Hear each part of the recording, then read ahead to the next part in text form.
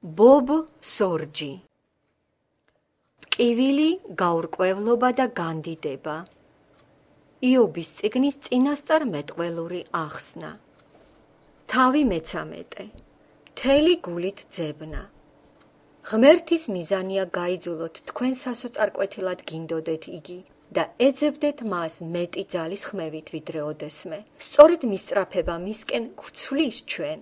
იერემია წინასწარმეტყველის წიგნის 29 თავის მე-13 მუხლში ვკითხულობთ. მეძიეთ მე და მიპოვნით, როდესაც მეძიებთ მთელი თქვენი გულით. აი რას გავს მსგავსი სასოწარკვეთილი ძიება. თქვენ ზურგს აქცევთ სოციალურ ურთიერთობებს სხვა ადამიანებს და პოულობთ განმარტოებას ღმერთთან ურთიერთობისათვის, სადაც თქვენ ეძებთ მის სახეს. და აიღო იობმა კეცის ნატეხი წყლულების მოსაქავებლად და ნაცარში ჩაჯდა. საკუთარი ნებით არავინ არ ირჩევს ნაცარს ღმერთთან ურთიერთობისათვის, იქ ყველა სასოწარკვეთილებაში მიდის. თქვენ საზრდოობთ და ნთქავთ ბიბლიას, როგორც შიმშილისაგან მომაკვდავი ადამიანის საკვებს. სწავლობთ წმინდა წერილს თავიდან ბოლომდე, თითოეულ მუხლში ჩაღრმავებით, სიცოცხლის მომცემი მანანას ძებნით. ბიბლია ხდება მანანა, როცა სულიწმიდა ხსნის მას ჩვენი გულებისათვის თავისი ღვთაებრივი ძალით. მანანას ეს პატარა მარცვლები ღმერთისგან ამონასუნთქი თქვენი ცხოვრებისა და გონების წყაროები ხდება. თქვენ ხანგრძლივ დროს უთმობთ ღმერთს, ელით რა მას ლოცვებში და საღ აზროვნებაში. 122 ფსალმუნის მეორე მუხლი. აჰა, ვითარცა მონათა თვალნი ბატონთა ხელისაკენ, ვითარცა თვალნი მხევლისა ქალბატონის ხელისაკენ, ისევე ჩვენი თვალები მიქცეულია ჩვენი უფალი ღმერთისაკენ, ვიდრე შეგვიწყალებდეს. თქვენ გჯერათ, რომ როცა იმყოფებით მის თანდასწრებაში, ეს შემოიტანს თქვენში ისეთ ცვლილებებს, რასაც ასე მოელოდით. მეორე თავის მე-13 მუხლი. იობის მეგობრები ისხდნენ მასთან მიწაზე 7 დღეს და 7 ღამეს. ხმა არავის გაუწია მისთვის, რადგან ხედავდნენ, რომ მეტისმეტად დიდი იყო მისი სატკივარი. ისინი შეუერთდნენ იობს 7 დღიანი დუმილის დროს, მაგრამ იობისთვის ეს იყო ხანგრძლივი პერიოდი. სულიერი ვარჯიშები, ისეთები, როგორიც არის მარხვა, მარტოობა და განდგომილება, თვით აღკვეთა, გამოიყენება მადლიერებით, როგორც ძღვენი ღმერთისგან მიღებული, ეს მამოძრავებელი ძრავებია, რომლებიც ჩვენ გვეხმარება მივყვეთ ქრისტეს. მარხვაზე იობმა თქვა, 23 თავის მე-12 მუხლი. მის ბაგეთა მცნებებისგან არ გადამიხვევია, მისი პირის სიტყვებს საკუთარზე მეტად ვიცავდი. ცოტანი იყვნენ მისულნი ასეთ სასოწარკვეთამდე, ამიტომ ყველამ ვერ გაიგო მსგავსი ღმერთის ძიების გარდამქმნელი ძალა. დიდებული თეოლოგიური ძაბვა. იობი გამოხატავს ძლიერ თეოლოგიურ ძაბვას, რომელიც მეტად მნიშვნელოვანია ღმერთისკენ სწრაფვის ერთგულ მიმდევრობაში. თეოლოგია კარნახობს მოქმედებას. ის, რისიც თქვენ გწამთ, თქვენი თეოლოგია განსაზღვრავს. დაიწყებთ კი თქვენ ღმერთის ძებნას მხურვალედ სასურველ ასრულებამდე, თუ ადრეულად დანებდებით და დატოვებთ ღმერთის მიზნებს ამ ცხოვრებისეულ ქურაში. აი ამ ძაბვის გამოხატულება წავიკითხოთ მე-19 თავის მუხლები 25-დან 27-ს ჩათვლით. და მე ვიცი, ცოცხალია ჩემი მხსნელი და საბოლოოდ მიწაზე წამოიმართება. მას შემდეგ, რაც ასე შემომეძარცვება კანი ჩემი ხორციდან, ვიხილავ ღმერთს, რომელსაც მე თავად ვიხილავ და ჩემი თვალები დაინახავენ მას და არა სხვისი. დამელია თირკმელები ჩემს წიაღში. ერთის მხრივ იობმა იცოდა, რომ მისი მხსნელი საბოლოოდ გამოჩნდება დედამიწაზე. ეს დამოწმება ბოლო დღეზე, როცა კაცობრიობის ისტორია დასრულდება და ქრისტე მოევლინება დედამიწას, როგორც გამარჯვებული მეფე, სასიძო და მსაჯული. ამ დღეს ყველაფერი არასწორი გამოსწორდება, ყველაფერი გატეხილი შეკეთდება, ყველა ცრემლი დაშრება, ყველა არასრულყოფილება გარდაიქმნება სილამაზეთ. ნებისმიერი ჩვენთაგანი ნატრობს ამ დიდებულ დღეს, როცა ყველა დამსხვრეული ოცნებები და ეს არასრულყოფილი წესრიგი შეიცვლება ყველაფრის დიდებულის აღდგენით და ღვთის შვილის გამოჩენით. მოდი უფალო ქრისტევ, მოდი. მეორეს მხრივ იობი აცხადებს, რომ მას შეხვედრა ექნება ღმერთთან, რომელიც მთელ მის სიცოცხლეს შეცვლის. ბევრ ჩვენთაგანს აწუხებს კითხვა, უნდა კი ვიბრძოლო, რომ ღმერთის გადარჩენა მოვიდეს ამ კონკრეტულ სიტუაციაში, აქ და ახლა, თუ მოთმინებით უნდა ველოდო იმ დროს, როცა ყველაფერი გამოსწორდება ქრისტეს დაბრუნებისას. თქვენი თეოლოგია ამ მომენტთან დაკავშირებით სასიცოცხლოდ მნიშვნელოვანია. ნება მომეცით აგიხსნათ ეს, მივუთითებ რა ორ თეოლოგიურ უკიდურესობაზე, რომლებიც თანაბრად სასიკვდილოა. სასიკვდილო ბუნება მოკლე ტალღიანი ღუმელის თეოლოგიისა. მოკლე ტალღოვანი ღუმელის თეოლოგია ამბობს იმას, რომ ღმერთის ნება მდგომარეობს იმაში, რომ განკურნოს, გაანთავისუფლოს, უზრუნველყოს და აღადგინოს ეხლა. როცა მოკლე ტალღოვანი ღუმელის თეოლოგიის მიმდევარი ლოცულობს თქვენთვის, იგი ელოდება, რომ თქვენ განიკურნებით იმავ წუთში და თუ თქვენ ადგილზევე არ იღებთ განკურნებას, იგი წყობილებიდან გამოდის.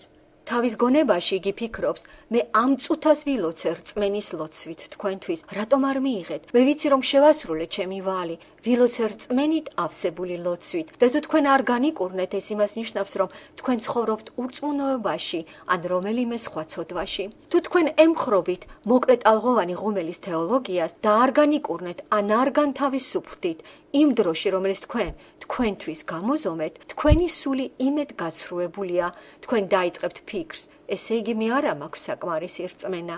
ან შესაძლოა თქვენ გაიფიქრებთ, მე უბრალოდ არ შემიძლია შევეხო ღმერთს, მე არა მაქვს ის, რაც საჭიროა ამისათვის.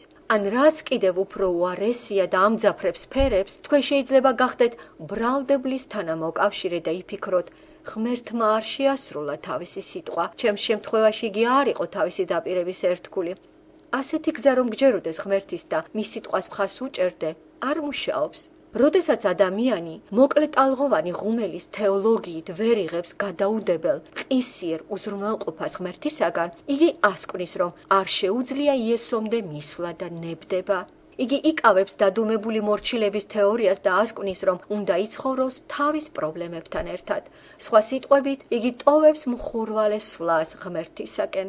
რადგან სასურველი არ ახდა მისი გრაფიკის შესაბამისად, იგი გადადის დისტანციიდან და აღმოჩნდება გზის პირზე. მოკლე ტალღოვანი ღუმელის თეოლოგია სასიკვდილოა, რამე თუ იგი გვაიძულებს დავნებდეთ. მართას თეოლოგიის სასიკვდილო ბუნება. მართას თეორიაც აგრეთვე სასიკვდილოა, რამე თუ მასაც იგივე საბოლოო ეფექტი აქვს. გვაიძულოს დანებებისაკენ, თუმცა მეთოდები განსხვავებულია. იესომ უთხრა მართას, აღდგება შენი ძმა. მართამ უპასუხა. იოანეს მე-11 თავის 24 მუხლი. ვიცი რომ აღდგება აღდგომისას უკანასკნელ დღეს. იესომ ასე მიუგო. არა მართა, შენ ვერ გაიგე. არ არის აუცილებელი აღდგომის დალოდება უკანასკნელ დღეს, რამე თუ შენს წინაშე დგას ის, რომელიც თავად აღდგომა და სიცოცხლე. და შემდგომ თავისი სიტყვების დასამოწმებლად იესომ აღადგინა ლაზარე მკვდრეთით. სანამ აღადგენდა ლაზარეს, იესოს ჯერ უნდა გამოესწორებინა მართას თეოლოგია. ეს გახლავთ თეორია იმის მოლოდინისა, რაც მოხდება მიწიერი სიცოცხლის მერე, რომელიც ამბობს, რომ ყველაფერი გამოსწორებულ იქნება განკურნებულ და აღდგენილ ბოლო დღეს. იესომ არ დაუჭირა მხარე ამ თეორიას, ნათლად მოახდინა რა თავისი მიზნის დემონსტრაცია ამ დაცემული სამყაროს ავადყოფებს მოუტანოს აღდგომის ძალა აქ და ახლა. მართას თეოლოგიის გამზიარებლები იპოვებენ საშუალებებს დააფუძნონ თავიანთი ხედვები წმიდა წერილზე დაყრდნობით და დაამტკიცებენ, რომ ღმერთის ნება იმაში არაა, რომ ისინი გაანთავისუფლოს. მათ სწამთ, რომ ღმერთი მიიღებს უმაღლეს დიდებას მათი ცხოვრებით იმ შემთხვევაში, თუ ისინი არ იქნებიან განთავისუფლებულები. და თუმცა ჭეშმარიტება იმაშია, რომ ღმერთი განდიდდება ჩვენი მომთმენი სიმტკიცით შეჭირვებების დროს, ძალიან ადვილია მართას თეოლოგიის მიღება და მერწმუნეთ, რომ ჩვენ არ უნდა ვებრძოლოთ ჩვენს ურწმუნოებას. თუ თქვენ ეთანხმებით მართას თეოლოგიას, მაშინ გადაწყვიტეთ, რომ თქვენი დღევანდელი კრიზისი არ იქნება გამოსწორებული. ემოციურად შეიკვრებით და აიძულებთ თქვენს თავს ტკივილით გააგრძელოთ ცხოვრება იესოს დაბრუნებამდე. თქვენ გადაწყვიტავთ, რომ არაა ღმერთის ნება განკურნოს ან აღადგინოს თქვენი კონკრეტული პრობლემა და თქვენ შეწყვიტავთ თქვენს გულმოდგინე მისწრაფებას იმისკენ, რათა შეეხოთ იესოს ტანსაცმლის კალთას ამის გულისთვის. მსგავს სასოწარკვეთილება შეუძლია თქვენი მიყვანა პასიურ ფორმალურ ქრისტიანობასთან და ეს სწორედ ის გახლავთ, რისთვისაც სატანა ეწევა თავის კამპანიას. მას სურს, რომ თქვენ მიატოვოთ ეს სასოწარკვეთილი მხურვალე მისწრაფება ქრისტესკენ, სანამ მას საერთოდ არ მიატოვებთ. მისთვის სულ ერთია, მოკლე ტალღოვანი ღუმელის თეოლოგია თუ მართას თეოლოგია განგმირავს თქვენს გულს. მას უბრალოდ სურს, რომ თქვენ დანებდეთ დადუმებულ მორჩილებას და მიატოვოთ გზა ქრისტესკენ სწრაფვისა. იაკობის თეოლოგია. თუმცა არსებობს კიდევ ერთი აზრი. მე მას იაკობის თეოლოგიას ვუწოდებ, რადგან სწორედ იაკობმა თქვა დაბადების წიგნის 32 თავის 26 მუხლში, რასაც ვკითხულობთ. გამიშვი, რადგან გათენდა, არ გაგიშვებ, ვიდრე არ მაკურთხებ. ეს თეოლოგია ამბობს, მე გავყვები იესოს, მე ვესწრაფი მას მთელი ჩემი ძალით და არასოდეს არ ვაპირებ დანებებას. მე ვაპირებ მისი სახის წინაშე დარჩენას და მისი აღთქმის შესრულებას. მე მისი აღდგომის ძალების ძებნაში ვიქნები მუდმივად, რადგან ვიცი, რომ ყველაფერი ეს მისაწვდომია ჩემთვის. მე ვიცი, რომ ძალა ჯვრისა მისაწვდომია. მე ვიცი, რომ ქრისტეს აღდგომის ძალა ღმერთისგანაა მოწოდებული, რათა აქ ამ დედამიწაზე იყოს მოვლენილი. მე არ მესმის, რატომ არ შემეძლო შევხებოდი მას. მაგრამ არ ვაპირებ ფარხმალის დაყრას მანამდე, სანამ ამას არ გავაკეთებ. და თუ მე მოვკვდები ამ ცდელობის დროს, ეს ღმერთის საქმეა, მაგრამ იქამდე, სანამ ჩემს მკერდში სული მიდგას, მე ვაპირებ მივდიო იესოს ძალის უკანასკნელ წვეთამდე, რომელიც კი გამაჩნია. მე უნდა მივაღწიო ქრისტეს.